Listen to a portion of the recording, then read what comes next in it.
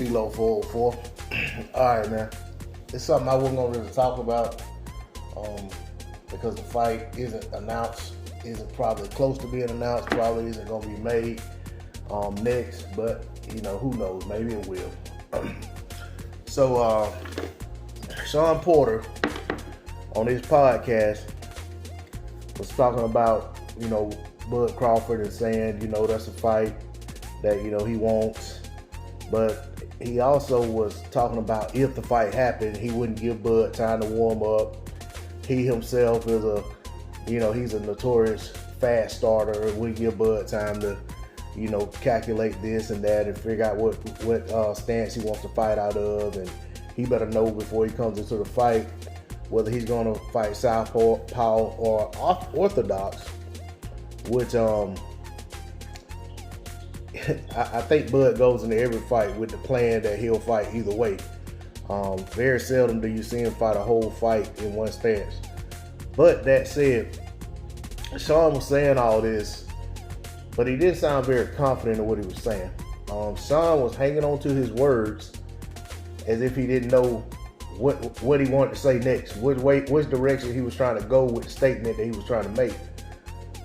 So while he's talking about, Bud knowing going into a fight what stance he wants to take, well, Shawn needs to know what stance he wants to take when he's making statements about whether or not he really wants that fight with Bud Crawford. Now, don't get me wrong. Shawn Porter is the last person in the world I would expect to turn down a fight if offered to him versus any high caliber welterweight. I just can't see that happen. I even think Shawn Porter's the type guy who's offered, a fair price, he'd take that Jamal Charlo fight in a heartbeat. But taking the fight and winning the fight is two different things. Now, don't get me wrong, I think Shawn Porter would definitely come to fight and he'd try to come out fast. But I'll be honest, man, I don't see anything in Shawn Porter, and I never have, Shawn at his very best hadn't shown me anything that makes me feel like he can do anything in the boxing ring better than Bud Crawford. He hasn't shown me that he can do anything in the ring well enough to beat Bud Crawford. Shawn Porter is the type of boxer, he's good at several things in the ring, but I don't think he's great at any of them other than his mauling tactics. But even with that, Kell Brook outdone him in that regard, out-wrestled him, out-muscled him. So I've seen him out-muscled before. But at the same time, it's all about how they match up in the ring. And Shawn Porter very seldomly shows a different style than what we're used to seeing. Every once in a while, Shawn will try to box from the outside and show off his boxing skills, but for the most part, Shawn tries to rough guys up. He tries to show, angles that people aren't used to seeing. And he's very unorthodox in his approach to his fights and bringing the action. Bud's seen the Shawn Porter movie, 30 some odd times. I mean, these guys are friends. They've been watching each other's career. I don't think there's anything Shawn can bring to the table that Bud wouldn't be ready for.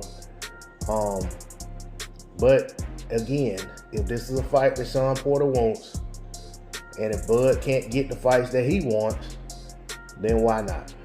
If you ask my opinion, I think Shawn Porter's just in the way. He's just a bump in the road, just gonna get run over on the way to something better. Not saying that Bud's just gonna dismantle him or just annihilate him, but at the end of the day, if you ask me who's gonna win the fight, 10 out of 10 times I'm gonna tell you Bud Crawford's gonna beat Shawn Porter.